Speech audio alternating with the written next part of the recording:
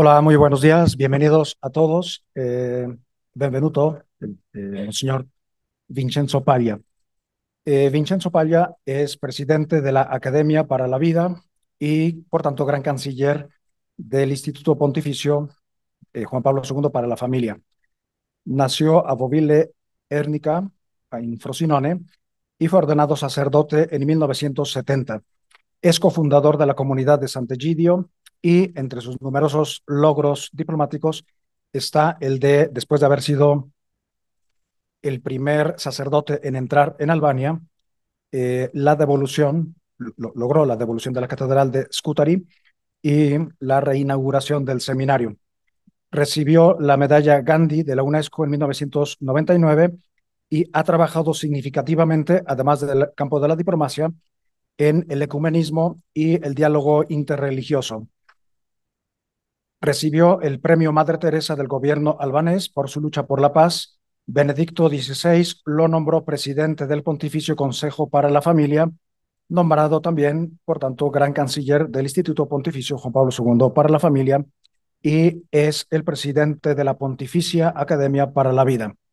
Tiene infinitas publicaciones, pero entre ellas está Via Crucis per l'uomo d'oggi, de la compasión al compromiso, lo spirito d'Assisi, el amor cristiano, ecco l'agnello di Dio, una casa rica in misericordia, el Evangelio de Lucas en familia, la lettera a un amigo que non crede.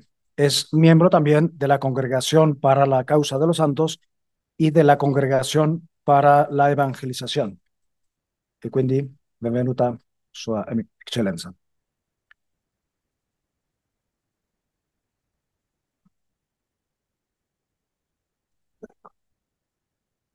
Bueno, muchas gracias. Yo soy muy contento de regresar en esta universidad. Yo la visité algunos años cuando fue nombrado como gran canciller del Instituto Juan Pablo II.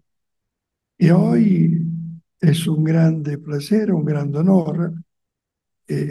Tengo que hacer un saludo también a Padre Gaspar, que no está bien, que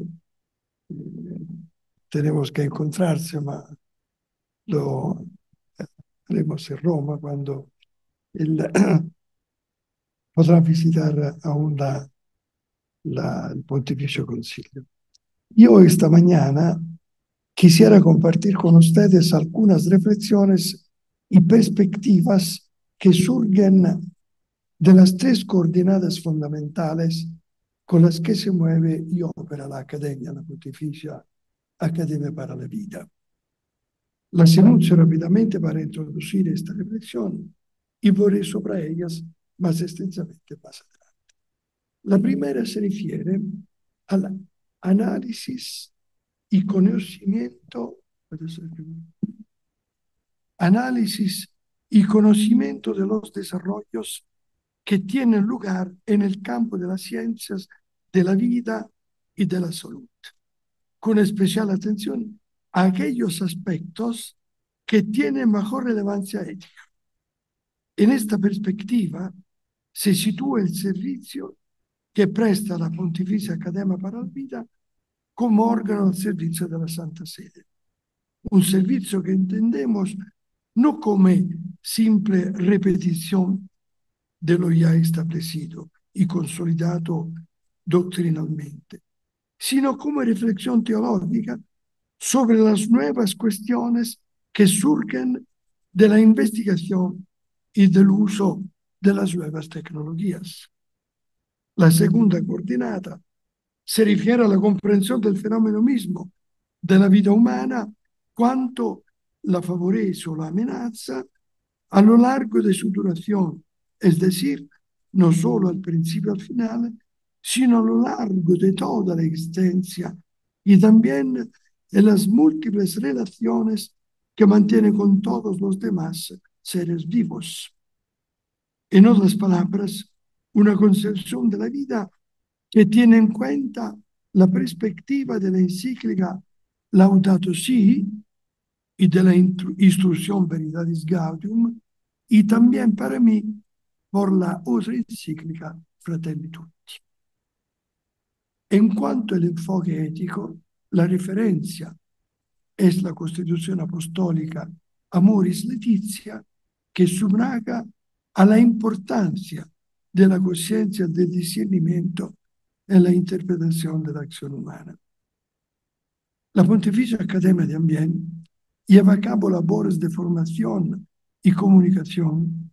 Esto se hace no solo a través de la Asamblea General Anual, sino también mediante grupos de estudio y publicaciones sobre tantos temas específicos. Estas actividades e iniciativas también se difunden en sus resultados a través de las vías habituales de comunicación digital y medios sociales. Volvamos al primer punto. Yo he hablado también de las dos encíclicas.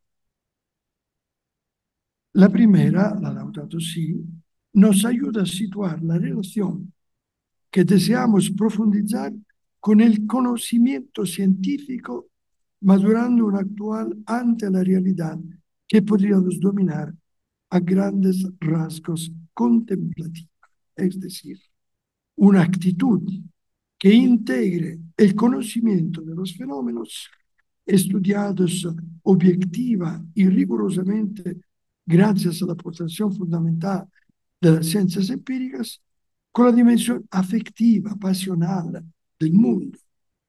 El Papa Francisco nos invita no simplemente a recoger información o saciar nuestra curiosidad, sino tomar dolorosa conciencia, atrevernos a convertir en sufrimiento personal lo que le pasa al mundo y así reconocer cuál es la contribución a esto.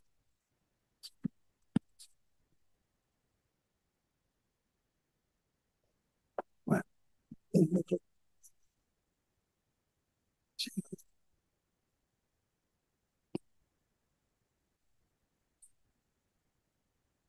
La citación de la encíclica, si es suficiente, podríamos decir que se trata de tener de la realidad que nos rodea una inteligencia emocional, por utilizar una afirmación de Daniel Goleman. Desde tal perspectiva, podemos comprender más profundamente los desafíos del mundo contemporáneo y afrontarlos de manera propositiva y constructiva. Para los creyentes, además, esa actitud de inteligencia apasionada es preparatoria para leer los signos de los tiempos que la estela del Vaticano II indica la presencia de la acción de Dios en la historia humana y llaman a la responsabilidad en la transformación del mundo. La segunda sugerencia se refiere a la invitación a leer la creación en su conjunto, evitando una interpretación meramente especializada que el conocimiento científico tende a imponer.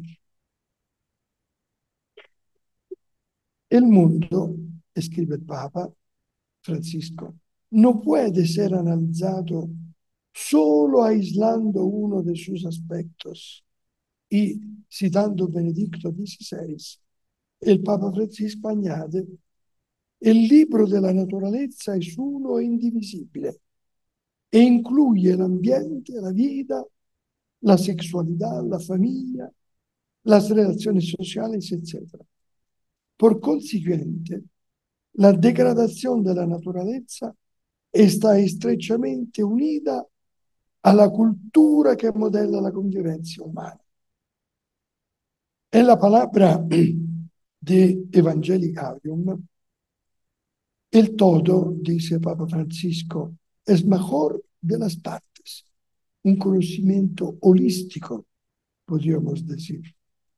En Laudato Si y Veritatis Gaudium, Papa Francisco expone claramente cómo todo está conectado y que por lo tanto es necesario desarrollar un enfoque cognitivo adecuado para comprender la complejidad de los fenómenos. Teniendo presentes estas dos sugerencias, quisiera ahora, en primer lugar, destacar algunos de los estímulos que los recientes avances de la ciencia dirigen a la vida, tratando de identificar su mínimo común determinador y, a continuación, señalar algunos de los signos de los tiempos que ofrecen indicaciones prometedoras para la misión que se nos ha encomendado. Ciencia y tecnocracia, el imperialismo de la razón instrumental. Son muchos los desafíos que el mundo contemporáneo plantea en el ámbito de la bioética y que abordamos en nuestras iniciativas. Desde los nuevos métodos de edición del genoma, el CRISPR, hasta las recientes fronteras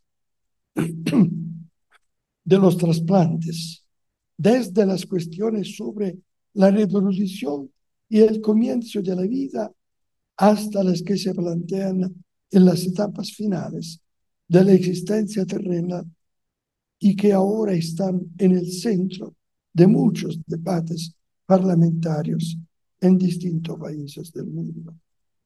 Pero hay un horizonte común que une todos estos fenómenos y constituye su caldo de cultivo. Y es el tipo de conocimiento que las ciencias empíricas producen sobre la vida. Las ciencias, de acuerdo con su método, utilizan categorías que enmarcan a los organismos vivos en una lógica objetivadora que de hecho tiene a poner entre paréntesis la experiencia vivida propia de la corporalidad humana. Poner entre paréntesis estas dimensiones, aunque solo sea por razones metodológicas, significa de facto considerarlas irrelevantes hasta el punto de hacerlas desaparecer del horizonte del conocimiento. La consecuencia es que se estudia el ser vivo dejando en un segundo plano la experiencia vivida y más aún el sentido mismo de su existencia. Esta tendencia de carácter epistemológico se va reforzada a continuación por otro elemento de carácter práctico, al menos inicialmente, que se refiere a la técnica. Ni que decir tiene que no hay que subestimar en absoluto los resultados positivos que la técnica ha aportado a la humanidad al potenciar las acciones del hombre, reducir su fatiga y mejorar su bienestar. Todos nosotros vivimos 20, 30 años más por el desarrollo de la técnica y de la ciencia. Pero la razón instrumental y calculadora que subyace a la tecnología, precisamente por sus éxitos y la alianza establecida con los poderes económicos, se está imponiendo como paradigma tendencialmente excluyente en detrimento de otras dimensiones o formas de razón.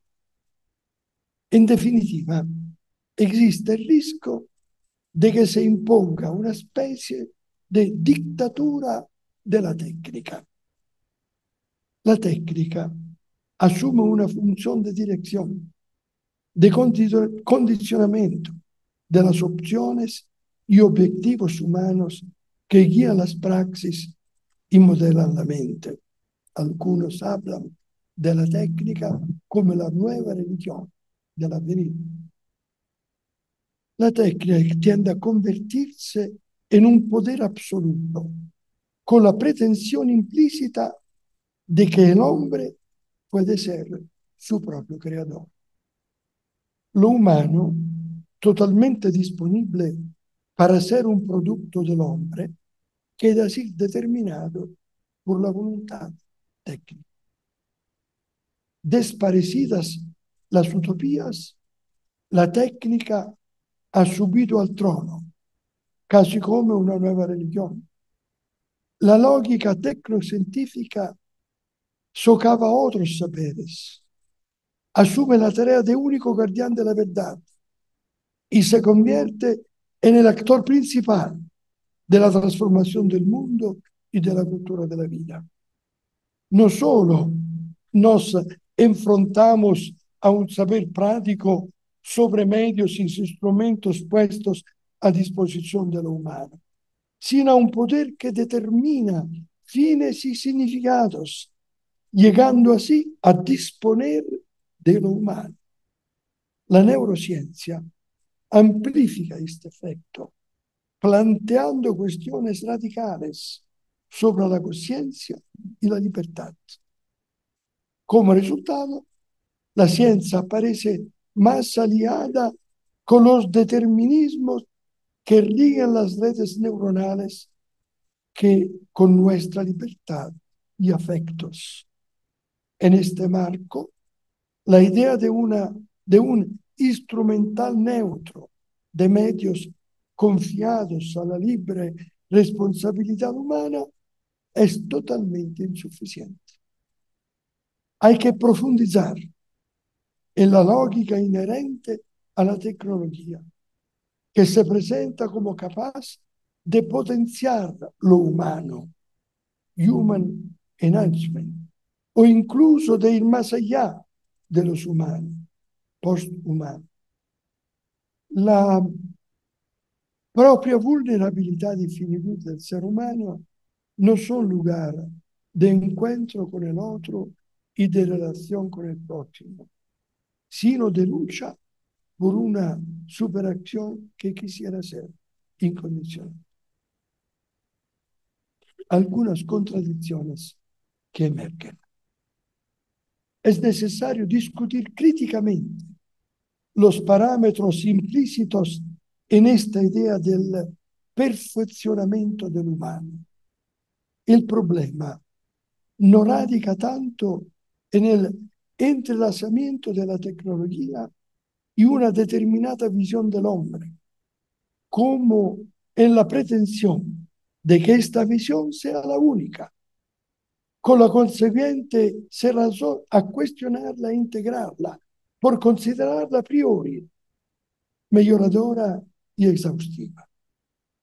Aunque esto periódicamente ni siquiera se ajusta a aquellos criterios de conocimiento intersubjetivo según los cuales se desarrolla la práctica real de la investigación científica basada en la colaboración y la confianza recíproca. Al carecer de estas premisas, los resultados de la investigación científica pierden también su capacidad de persuasión. En este sentido, como dice Bruno Latour, no se puede, cito, seguir creyendo que los hechos se sostienen por sí solos, sin un mundo compartido, sin instituciones, sin vida pública. Y aquí una primera contradicción que también conviene destacar por sus consecuencias perniciosas. La forma en las vacunas se ha convertido en un artículo de fe. ¿Creo las vacunas o no creo? Es muy reveladora desde este punto de vista. El ejercicio de la razón no puede tener lugar. Luego hay una segunda contradicción que se refiere a la crisis de la noción ilustrada del progreso humano continuo y lineal, mientras que en efecto la tecnología se afirmaba en un pasado no tan lejano, como una defensa del ser humano frente a las fuerzas amenizadoras de la naturaleza, ahora nos encontramos, por desgracia, en la situación contraria. Debemos defender la creación, la casa común, de la explotación indiscriminada que se ha hecho y se hace de ella. Este es el trágico resultado del imperialismo de la lógica de la razón instrumental, que se subyace en el sistema tecnocrático con sus diversas traducciones y alianzas científicas, económico-industriales y sociales.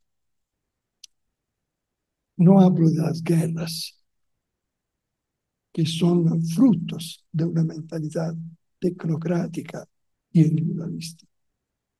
Estas dos contradicciones deberían contribuir a despertar las conciencias. En efecto, no podemos permanecer inertes ante las dramáticas derivas resultantes de la aplicación del modelo tecnocrático. Las advertencias de Ancionas y Martin Heidegger siguen resultando graves hoy en día. El primero, en un pequeño panfleto, advertía de que la crisis ecológica nos estaba llevando al borde del abismo. Y Heidegger, convencido de que a estas alturas solo un Dios puede salvarnos, argumentaba: no queda como única posibilidad prepararnos pensando y poetizando para la aparición de Dios o para la ausencia del Dios del ocaso, para el hecho de que en presencia del Dios ausente anochemos. No podemos acercarnos a Él, a Dios, con el pensamiento. A lo sumo somos capaces de despertar la prontitud de la espera. Così Heidegger. El filósofo alemán no se refería al Dios de la fe, y a la crítica se refería al dominio absoluto de la ciencia y de la técnica, que ponen en entredicho la centralidad del hombre. Hoy se impone una nueva y profunda reflexión si queremos saber dominar del modo más adecuado las increíbles perspectivas que se abren ante nosotros.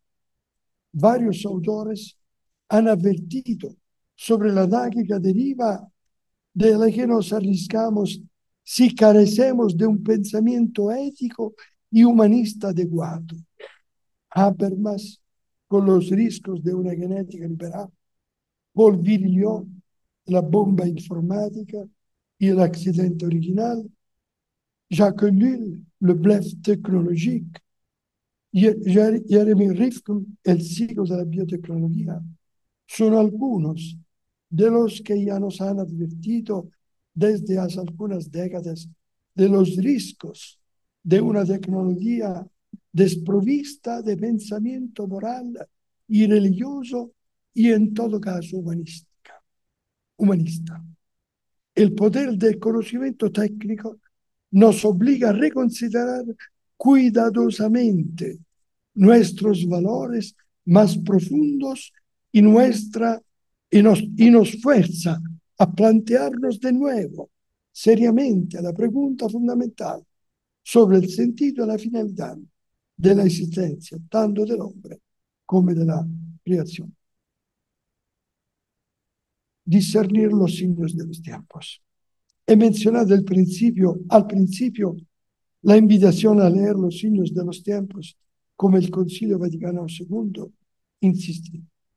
Es deber, cito el Concilio, es deber permanente de la Iglesia escuchar los signos de los tiempos y interpretarlos a la luz del Evangelio, para que, de manera adecuada a cada generación, pueda responder a los interrogantes perennes de la humanidad sobre el sentido de la vida presente y futura y sobre su mutua relación.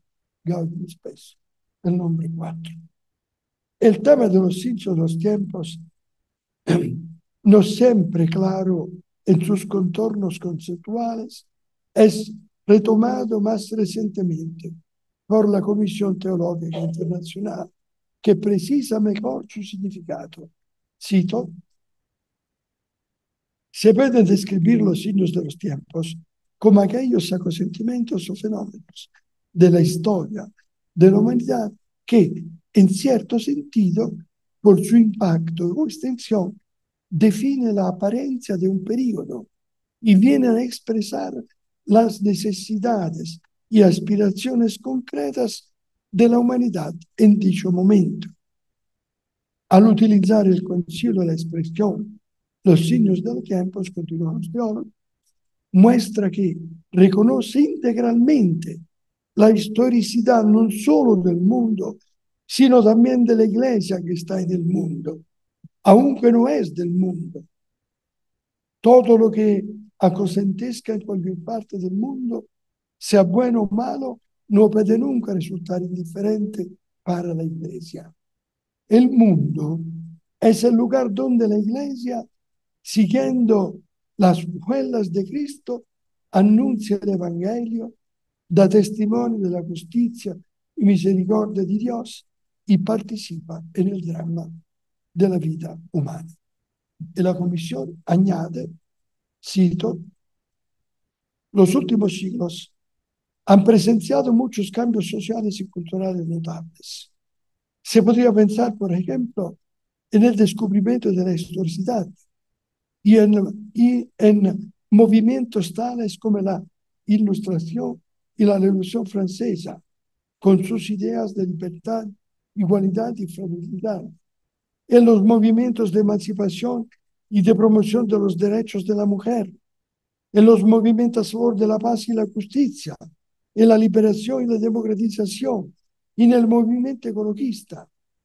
La ambivalencia de la historia humana ha llevado a la Iglesia en momentos del pasado a ser extremadamente cauta en lo que se refiere a dichos movimientos, a fijarse solo en las amenazas que pudieran ocasionar a la fe y a la doctrina cristiana y a descuidar su importancia.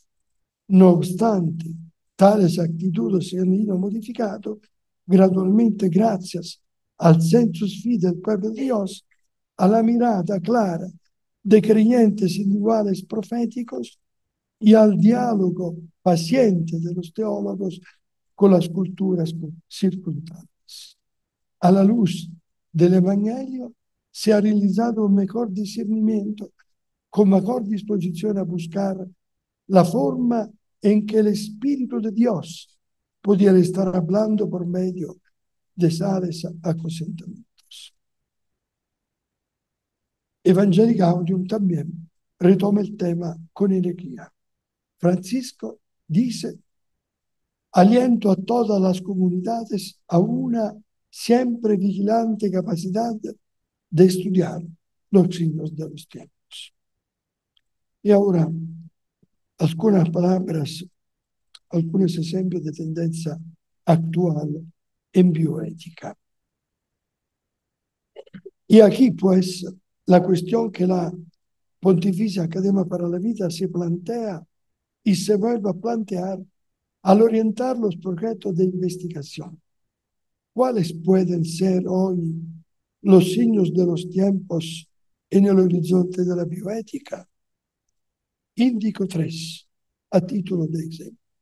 El primero es el surgimiento y desarrollo de la misma bioética, que representa un campo de encuentro y diálogo entre distintas áreas del saber, partiendo de una acogida y escucha de las disciplinas científicas, sin renunciar por ello a una interpretación crítica y no reductiva, y a un recordatorio incluso enérgico de las responsabilidades que les incumben. La bioética se presenta como un terreno propicio para el diálogo entre las diferentes cosmovisiones y confesiones religiosas, cada una de las cuales puede ofrecer diferentes recursos de significado para abordar la común dimensión humana. El mismo San Juan Pablo II, en la encíclica Evangelium Vitae, subraya este aspecto, situando la bioética entre los signos de esperanza. E cito: particularmente significativo es el despertar de una reflexión ética sobre la vida. Con el nacimiento y el desarrollo cada vez más extendido de la bioética, se favorece la reflexión y el diálogo entre creyentes y no creyentes, así como entre creyentes de diversas religiones, sobre problemas éticos, incluso fundamentales, que afectan a la vida del hombre. Así, Papa Juan Pablo II, Evangelium Vitae, número 27. En esta línea están las iniciativas con las que hemos propiciado encuentros en la Pontificia Academia para la Vida, propiciado encuentros entre tradiciones religiosas y los documentos que han elaborado juntos y firmado representantes de distintas religiones. También con la World Medical Association en el Vaticano, en un congreso, hemos establecido una opción común entre estos médicos contra el suicidio asistido. Fue un encuentro que ellos pidieron a la Academia de tenerse en Vaticano para sostener esta perspectiva. Recuerdo un otro evento sobre la inteligencia artificial. La Pontificia Academia para la Vida ha realizzato un manifesto, una Rome Call for AI Ethics, signata para la presidencia de la IBM, de Microsoft, de Cisco y también para los representantes de los judíos y de los musulmanes. En el mes de julio, a Hiroshima, con todos los representantes de las religiones del mundo, para subrayar la importancia del encuentro y del diálogo. El documento ha ampliado el número también de organismos y universidades. El año pasado, 200 universidades de Latinoamérica han siglado esta declaración común. Una segunda señal es la creciente sensibilización y difusión de los cuidados paliativos, aunque todavía queda mucho camino por recorrer. Sin embargo, la atención que está suscitando me parece muy significativa. La Academia ha puesto una atención muy fuerte en esta perspectiva. En Italia, por ejemplo, hemos hablado mucho con las universidades y finalmente es stata aceptada la materia de los cuidados paliativos como materia de cursos universitarios y no simplemente de la enfermería. Porque esta perspectiva significa una oportunidad de acompañar y de redescubrir la importancia de los últimos tiempos de nuestra vida. Es necesario desarrollar una sabiduría profunda que nos obliga a ser acerca de las mujeres, de los hombres, de las mujeres que sufren, para subrayar la indispensabilidad de la relación humana. Esto implica también compartir la impotencia de quienes llegan al punto extremo de la vida. Es un tema que ha producido también un libro blanco que es difundido en todo el mundo per subrayar la importancia de una cercanía, de una proximidad que significa para la Iglesia y por los seres humanos un imperativo de amor y de relacionalidad. Tercero, me gustaría también mencionar una creciente sensibilidad hacia las cuestiones que enmarca la bioética médica clásica en el contexto de la globalización, sobre todo ampliando la reflexión a los países en desarrollo. Se trata de una perspectiva que introduce más claramente el tema de los derechos humanos universales y exige una nueva comprensión de las cuestiones bioéticas para que no se limiten a los problemas de los países occidentales económicamente más acomodados. Al fin y al cabo, a medida que las cuestiones se amplían, traspasando las fronteras de las naciones y los mares entre los continentes, nos vemos presionados para obtener respuestas globales. Pensemos en la cuestión del acceso a la atención sanitaria, las prioridades que dirigen el uso de los recursos, las desigualdades en la promoción de la salud y el papel y la distribución de las tecnologías y los conocimientos que hacen posible su uso y desarrollo. El enfoque se amplía entonces para incluir los determinantes ambientales y sociales de la salud, ampliando el horizonte de la bioética.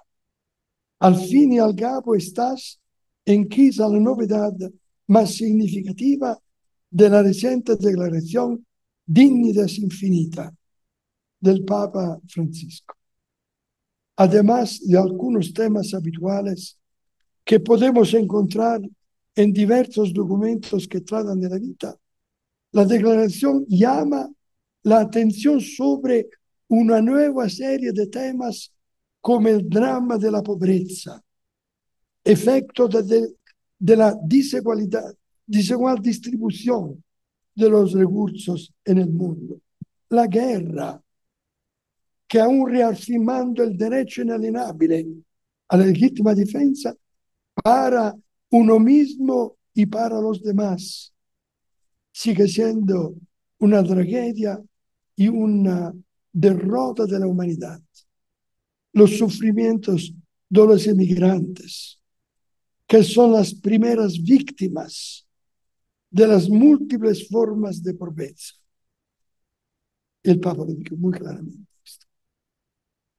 El tráfico de personas, que hoy adquiere dimensiones trágicas en sus más variadas formas, desde el comercio de órganos al terrorismo internacional.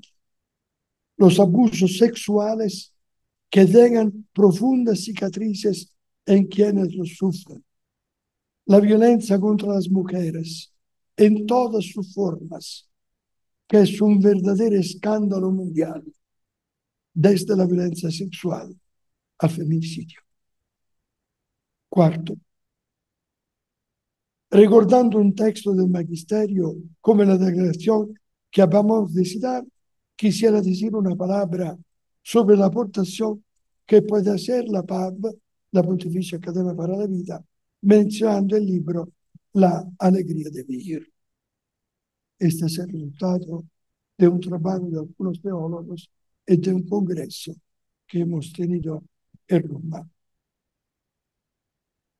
Se trata de un volumen escrito conjuntamente por un grupo de 8 teólogos que iniciaron una reflexión a partir de Evangelium Vitae cuando se cumplía su 25 aniversario. El proyecto tomó forma a partir de la pregunta de cómo repensare il mensaje travestito per le encicliche después de un quarto de siglo, durante il quale hemos asistido a una transformación radical, a un cambio de época, como dice Papa Francisco. En efecto, es necesario poner en marcha una reflexión teológica sobre los temas de la vida humana que no solo tenga en cuenta los desarrollos apremiantes de la investigación, sino que también establezca las premisas antropológicas y las mediaciones conceptuales para un discurso teológico capaz de interactuar con las exigencias de la cultura contemporánea. Asimismo, el Papa Francisco ha exhortado a menudo a los teólogos a ser abiertos, una iglesia en salida, y a comprometerse en una reflexión plenamente participativa en la misión de la iglesia. De hecho, al examinar sus documentos como Evangelii Gaudium, Laudato Si, Amoris Laetitia, Veritatis Gaudium y Fratelli Tutti, uno puede darse cuenta de que abren un nuevo horizonte para la teología, mucho más innovador de lo que se percibe habitualmente. En conclusión, a esta luz, el texto revisa algunos temas centrales de la ética teológica, de la tradición y del magisterio, como la conciencia, el discernimiento, la norma, la naturaleza, buscando, a partir de un enfoque fenomenológico y hermenéutico, ofrecer algunas propuestas para avanzar en la renovación de la reflexión iniciada y deseada por el Concilio Vaticano II. Solo en esta perspectiva amplia y a largo plazo será posible promover las condiciones que favorezcan el reconocimiento de la dignidad y el sentido de la existencia de las personas, así como un renovado compromiso con las familias del mundo. Así podremos alcanzar una convivencia verdaderamente filial y fraterna. Muchas gracias por vuestra presencia y por mi generosidad.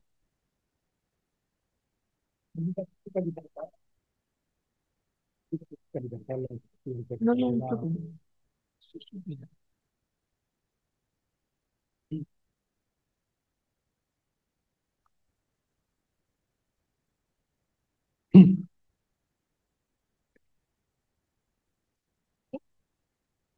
Muchísimas gracias, Monseñor, por su conferencia.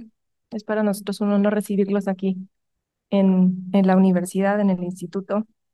Agradezco también la presencia de los alumnos del instituto, los docentes, así como directores de diversas facultades de la universidad. Y desde luego también a aquellas personas que nos acompañan vía streaming, que no están aquí presentes, pero sabemos que ahí están escuchándonos. Yo soy Francesca Munda, soy la directora de la Facultad de Educación y Humanidades y también la directora del Instituto Juan Pablo II C de Ciudad de México. Y me da mucho gusto tener la oportunidad de moderar esta sesión de preguntas que abrimos el espacio. La maestra Claudia Orozco, coordinadora de nuestra licenciatura en Desarrollo Humano y Familiar, nos va a hacer el favor de pasar el micrófono por si tuvieran alguna pregunta que hacerle a Monseñor Paglia. Aprovechen. Si tienen alguna pregunta, pueden levantar la mano y Claudia se acerca.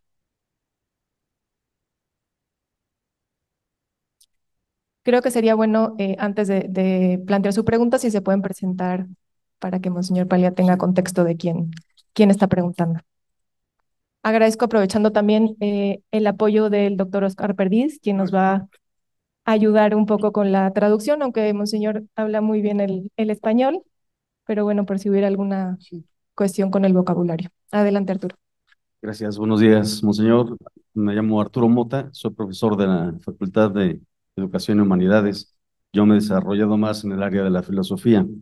Le agradezco mucho su presentación, su exposición, y solo quisiera hacerle una pregunta. Yo cada vez más veo que la bioética se enfrenta a retos de conformación de una epistemología que responda favorablemente a sus retos. Y creo que puede, o en lo que yo entiendo, la interdisciplinariedad parece responder favorablemente a los retos de la bioética. Pero mi pregunta es esto, ¿está usted de acuerdo que es la bioética más, que se desarrolla más en el cauce de la interdisciplinariedad o de la transdisciplinariedad para responder a sus problemáticas? Muchas gracias.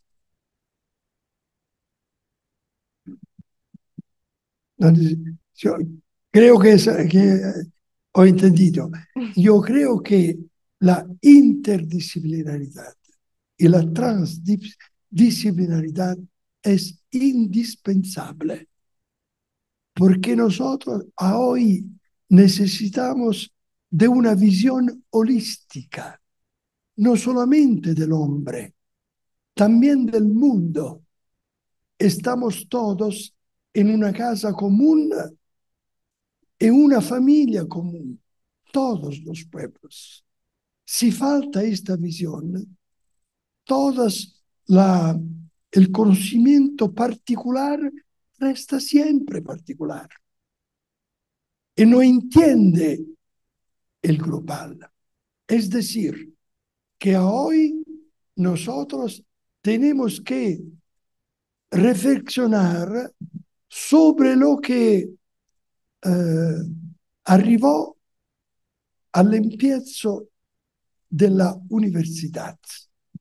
En el medioevo, nosotros habíamos las universitas scientiarum, teología y filosofía incluida, artes incluida, música, también matemática, astronómica. A hoy, malauguradamente, hemos dividido todas. Conocemos todos de una realidad y muy poco de la complejidad. Por eso he hablado de bioética global. No es posible hoy hablar de bioética sin tener cuenta de los desarrollos, por ejemplo, de la ciencia de la biología, también de la psiquiatría, también de las artes. También, esto normalmente no se dice, también del espacio. Nosotros estamos a la vigilia de la conquista del espacio come una parte muy importante de la vida del planeta. En este sentido, soy completamente en acuerdo con la importancia de la inter y transdisciplinaridad.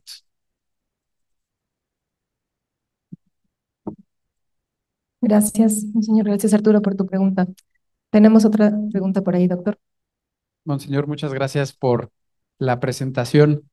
Yo soy David Serdio, apoyo en la coordinación del Centro Anáhuac de Desarrollo Estratégico en Bioética y le quería pedir un consejo. ¿Cómo nos aconsejaría a los bioeticistas para promover cada vez más esta cultura de diálogo, ¿no? Siento que a veces pues, nos acostumbramos a platicar solo con aquellos que piensan igual que nosotros y eso termina pues generando estas polarizaciones, ¿no? En donde pues no tanto seguimos esta línea que nos ha marcado el Papa del diálogo eh, y que pues a veces es difícil pues platicar con alguien que piensa muy distinto a nosotros, ¿no? Digo, no sé desde la Pontificia Academia para la Vida cómo enfrentan este reto.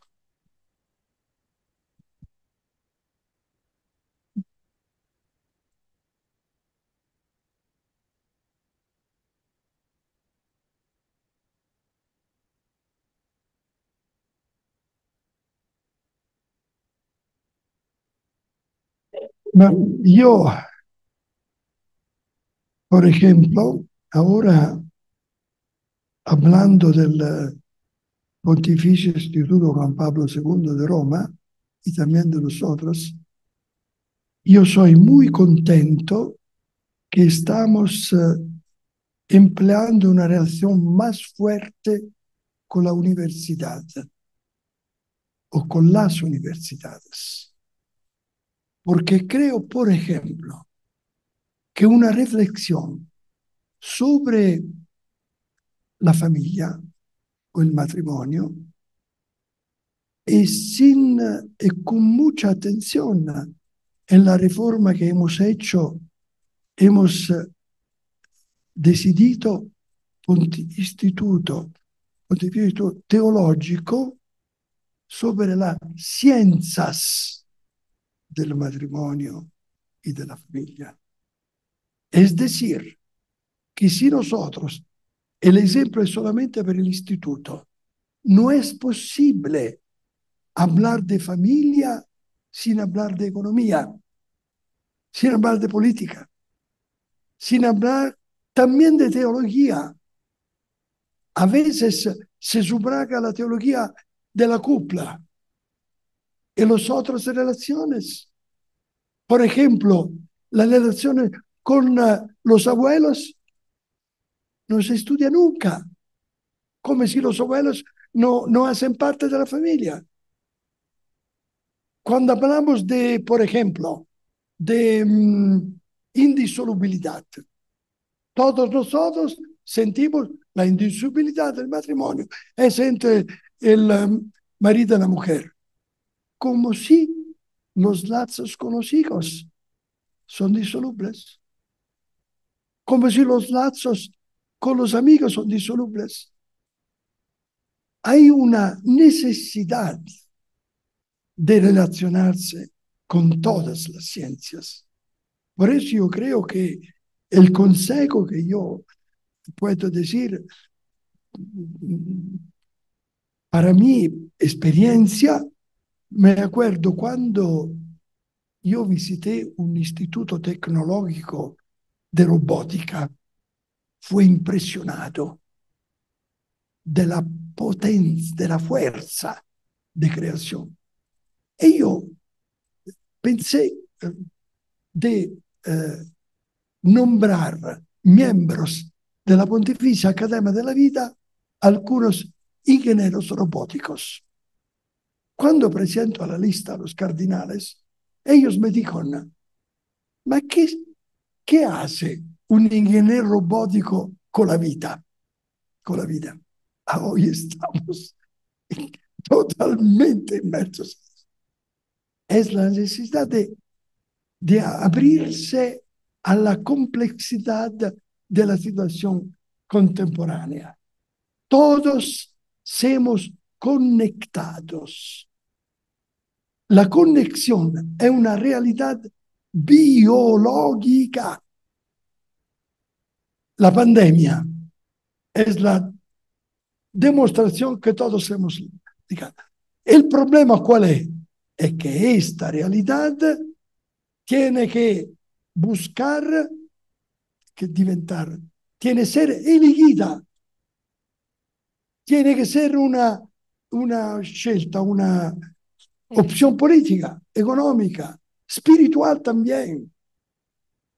Esta es la nueva frontera en la cual nosotros tenemos reflexionar también por las diversas partes de nuestras especializaciones.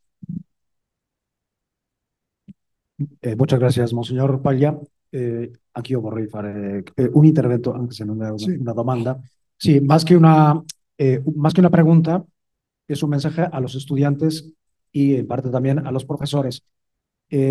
O sea, uno de los grandes temas que se ha tocado aquí es la necesidad de una razón abierta. Entonces, introducirnos ya en una clave de razón abierta, que no es otra cosa que esa visión y ese abordaje de los diversos problemas desde la y desde la transdisciplinariedad.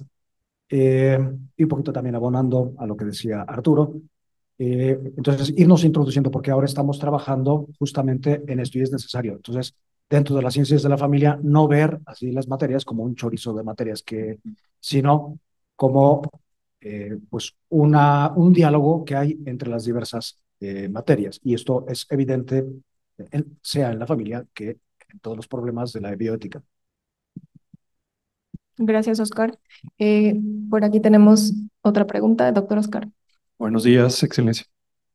Gracias por su mensaje. Muy honrados en tenerlo por acá en la universidad.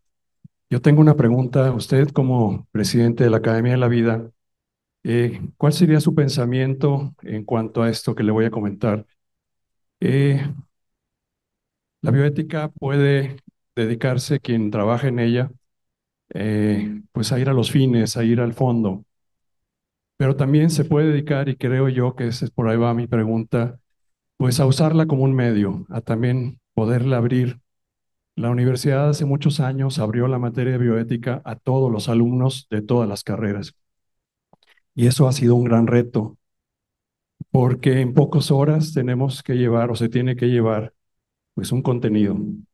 Entonces mi pregunta con ustedes, ¿qué tanto en la academia se alienta a que pocos sepan mucho? ¿Y qué tanto se alienta a que muchos sepan lo básico? No sé si la pregunta es clara. Yo creo que cada generación tiene que reflexionar sobre sí misma y sus problemas, sus riquezas, sus peligros. Y hoy tenemos muchos peligros. Yo hablé de la técnica, por ejemplo. Es un peligro muy grande. Hoy todo el mundo habla de la inteligencia artificial, normalmente como un gran peligro normalmente. Bueno, yo creo que la bioética necesita, hay un nivel, el nivel de la ricerca, de la investigación. Hay un nivel de la investigación, un nivel del magisterio, un nivel por la pastoral ordinaria. Yo creo que hoy, en el nivel de la investigación, tenemos que acoger todos y hablar con todos, sin renunciar a las convicciones personales o de la iglesia. Por ejemplo, en este volumen hay disputas. Como en el Medioevo había cuestiones disputate, los profesores disputaban. Cuando es necesario, por la iglesia, el magisterio interviene. Pero antes es necesario que al nivel de la investigación cada uno propuse su perspectiva, porque ninguno tiene la perspectiva completa. A mí me gusta mucho una afirmación de Paul Ricoeur, un filósofo francés, que habla de la contaminación recíproca. No tenemos confines establecidos como Trump quería hacer con el México. Nosotros tenemos confines porosos. Podemos aprender el uno del otro. Sobre todo si nosotros redescubrimos una razón no solamente cartesiana, ma una razón con las emociones. Las emociones son partes de una razón, son partes de una decisión también política. Por eso es necesario, yo soy convencido que investigar con todos es muy importante, muy difícil. Pero tenemos como cienciados católicos, tenemos algunas perspectivas muy claras, que son las perspectivas de contra el egoísmo, contra la autodeterminación absoluta, Nosotros no somos ni Prometeo ni Narciso. Nosotros tenemos el Evangelio como una sabiduría que puede fermentar el humano, mas hay signos también en otros que puedan ayudar a los católicos a reflexionar mejor. Esta es la misión de las universidades. Las universidades son el lugar para ayudar el mundo y la iglesia a desarrollarse en una perspectiva humana y complexiva, y no solo solamente por una perspectiva. A hoy es imposible. A hoy nosotros tenemos que reafirmar con fuerza: ninguno puede salvarse da solo. Y la bioética al final es una investigación para ayudarse a vivir de una manera fraterna. Hoy, la próxima generación tiene que hacer su esfuerzo, como la precedente de nosotros hizo su propio esfuerzo. Yo no sé si... Muchas gracias. Bueno, y hablando de las próximas generaciones, creo que tenemos aquí una pregunta de nuestros alumnos de licenciatura. Adelante. Buenos días, monseñor. Primero, muchas gracias por venir aquí a la universidad y por la conferencia que nos ha dado. Es un honor tenerlo aquí. Para contextualizar un poquito la pregunta, usted habló de la importancia actual del diálogo interreligioso y del ecumenismo en la resolución de los problemas bióticos y especialmente de las amenazas contra la vida. Y mi pregunta sería, ¿cuál es el aporte o el toque especial que la Iglesia Católica tiene en este diálogo, ¿no? Dentro de todas las religiones y muchas veces con doctrinas tan diferentes, ¿cómo es que la Iglesia Católica resalta y qué es lo que ella aporta específicamente en este debate de la bioética? Escucha, yo podría responder empezando de la intuición genial de Juan Pablo II, cuando en el 1986, puede ser con una intuición más allá de su teología, más abierta de su pensamiento teológico, en la ciudad de Assisi reunió todas las religiones. Fue un evento que fue muy obstaculado de muchos, pero fue un milagro. La Iglesia Católica tenía la fuerza de convocar todas las religiones, no para confligger, ma para rezar juntos.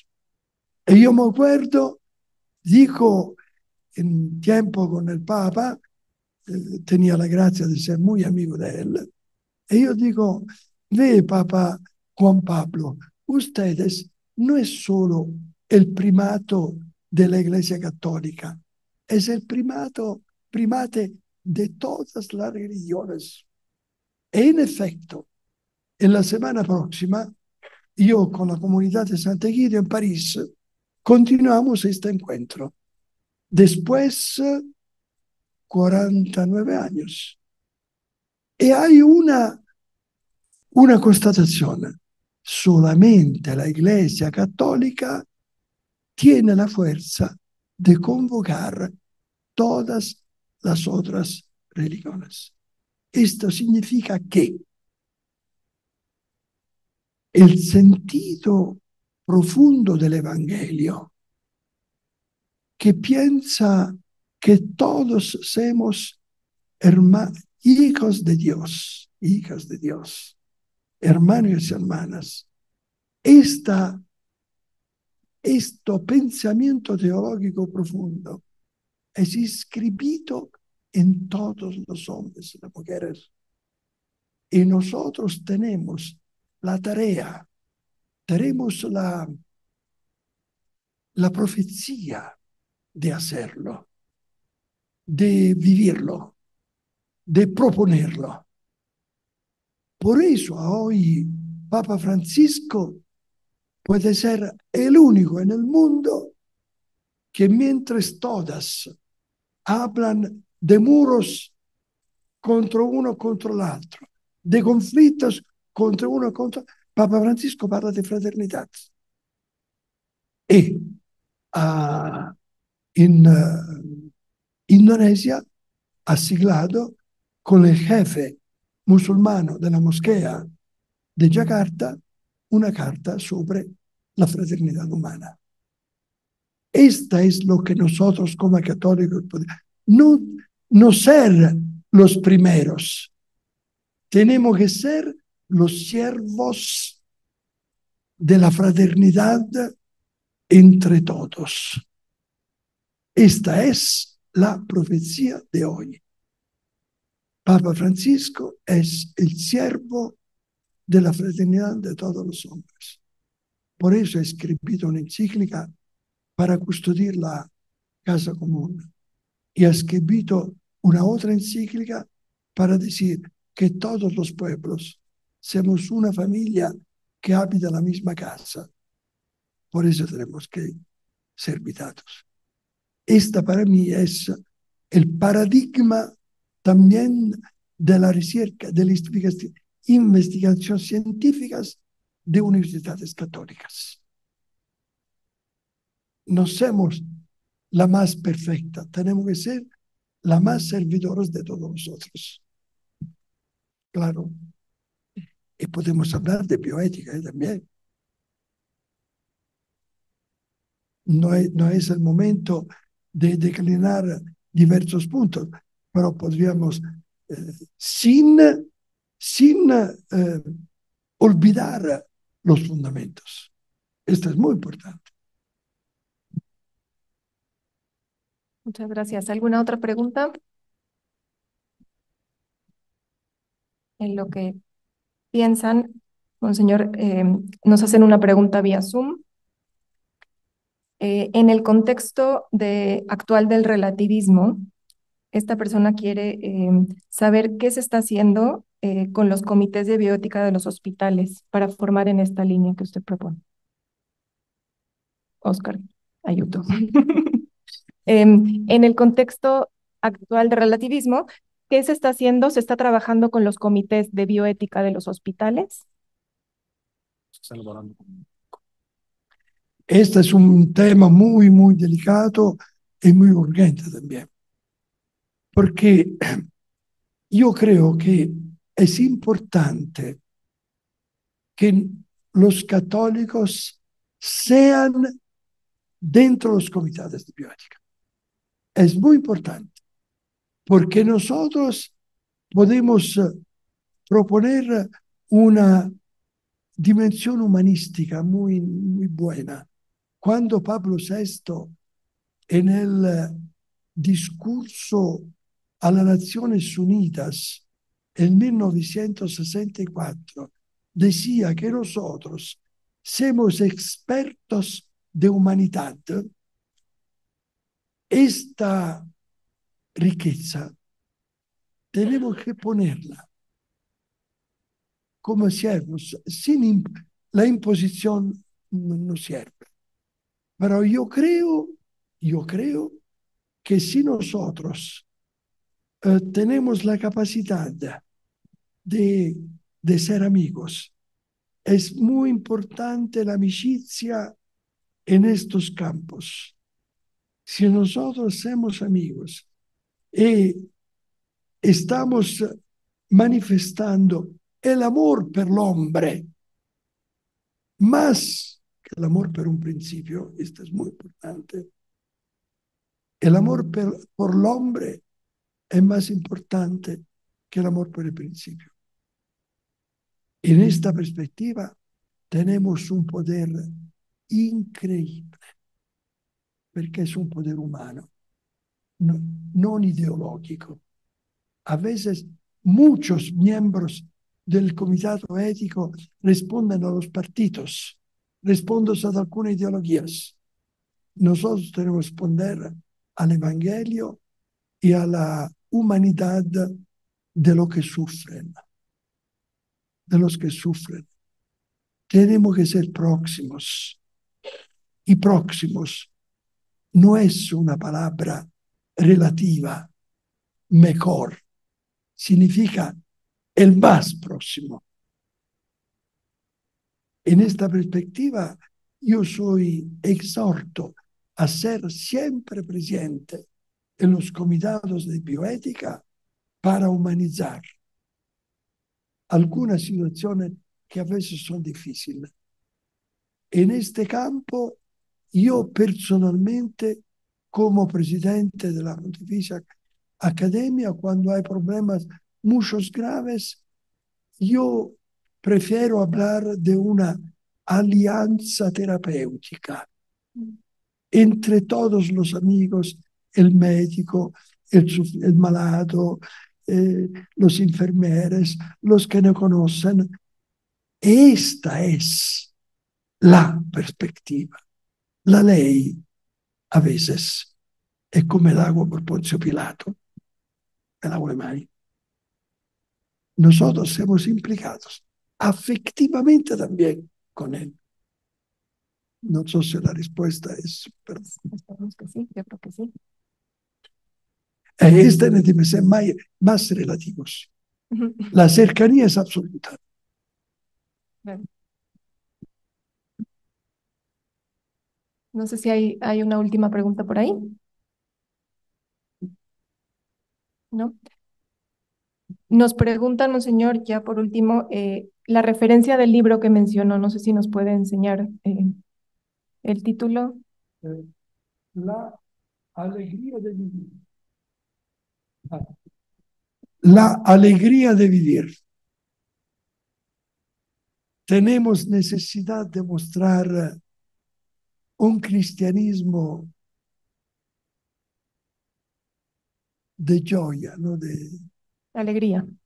Una alegría. Un cristianismo de alegría es un cristianismo atractivo. Esta es la verdad. Es la esfuerzo de este libro. Pues muchísimas gracias. Si no hay más preguntas, pues yo quisiera agradecerle, monseñor. Nos deja con un reto muy importante como universidad en la formación de nuestros jóvenes, desde luego desde la Facultad de Educación y Humanidades, pero desde todas las facultades en general, ¿no? De ensanchar estos horizontes, de tener presente que tenemos que estar presentes en todo momento en la complejidad, ¿no? Que usted menciona, de estas fronteras porosas, ¿no? Eh, que son tan importantes, pues tener en cuenta, sobre todo desde la formación que todos nosotros desde nuestras diversas facultades, pues impulsamos. Monseñor, para mí ha sido un honor poder moderar este espacio y le tenemos desde el instituto un pequeño presente. No sé, Oscar, si me ayudas a entregárselo.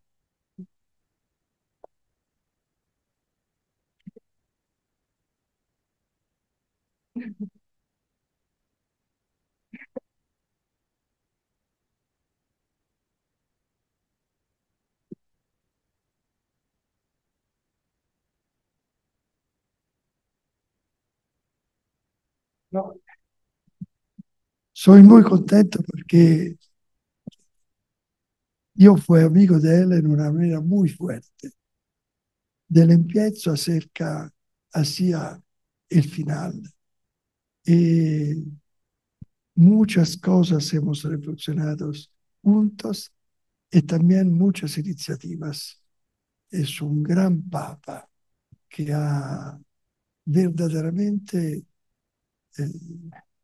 ayudado a la Iglesia a ser una compañera del mundo para ayudarla a vivir mejor. Esto es para mí es un muy afectuoso cariño.